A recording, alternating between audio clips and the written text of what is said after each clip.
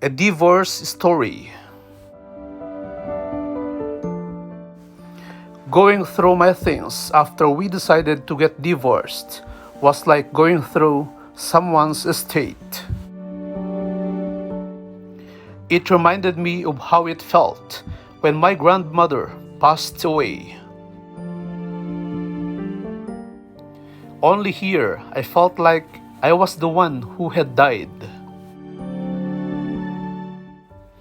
Rick told me this as we caught up over coffee a few weeks ago, where after discussing the usual random topics like the latest episode of The Office,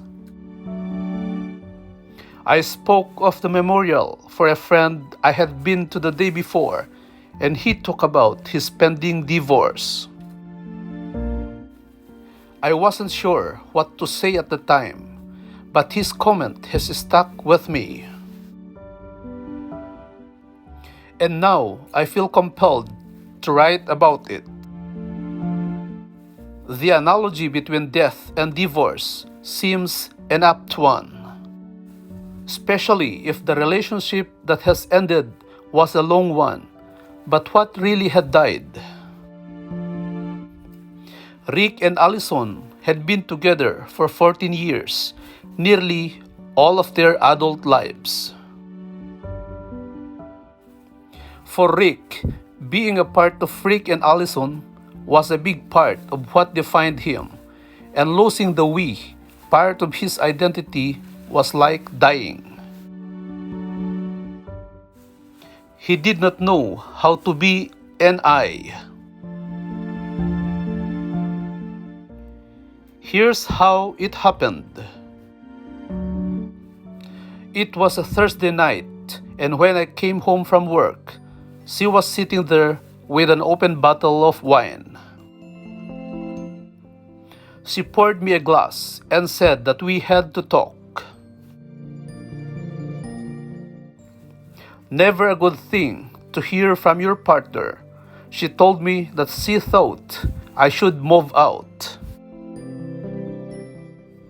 She said that we had been growing apart for a long time, and that she did not feel like she was in love with me anymore.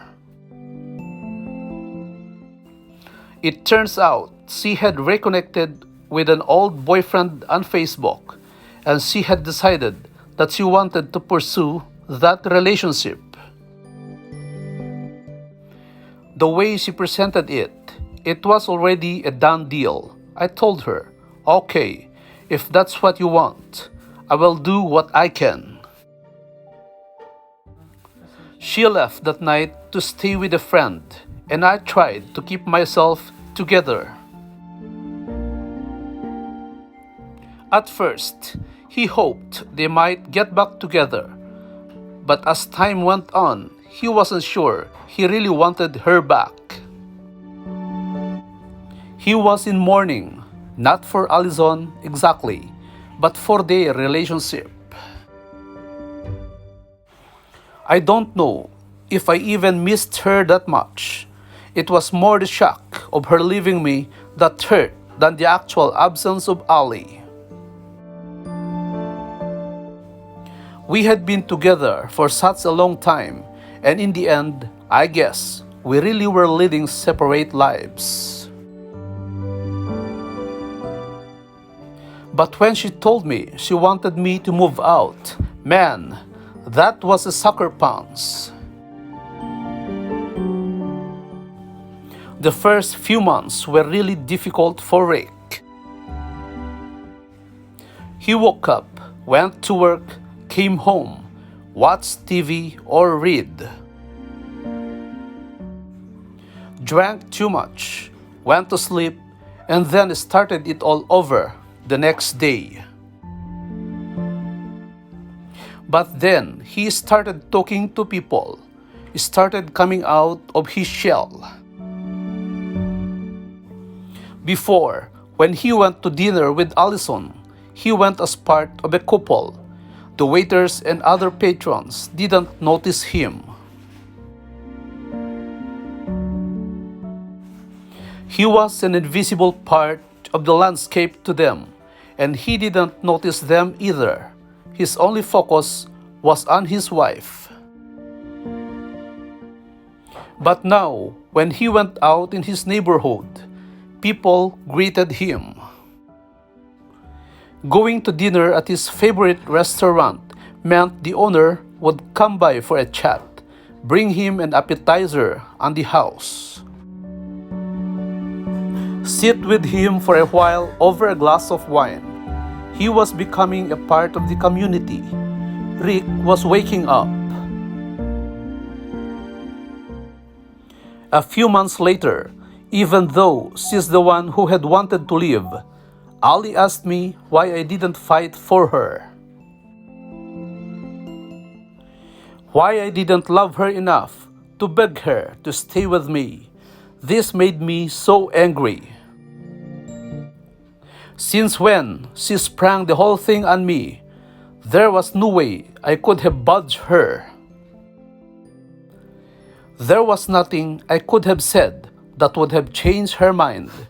Here she was saying she resented me for not fighting for her.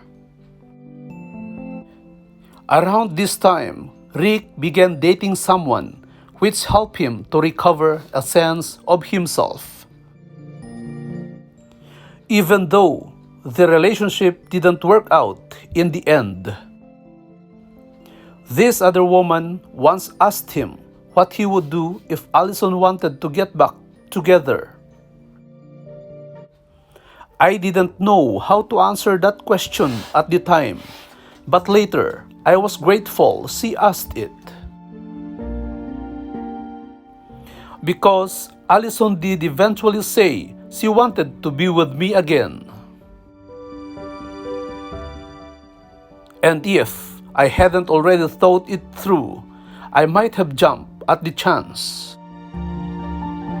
But when it came down to it, I realized that the reasons I would get back together with her were about proving something to myself.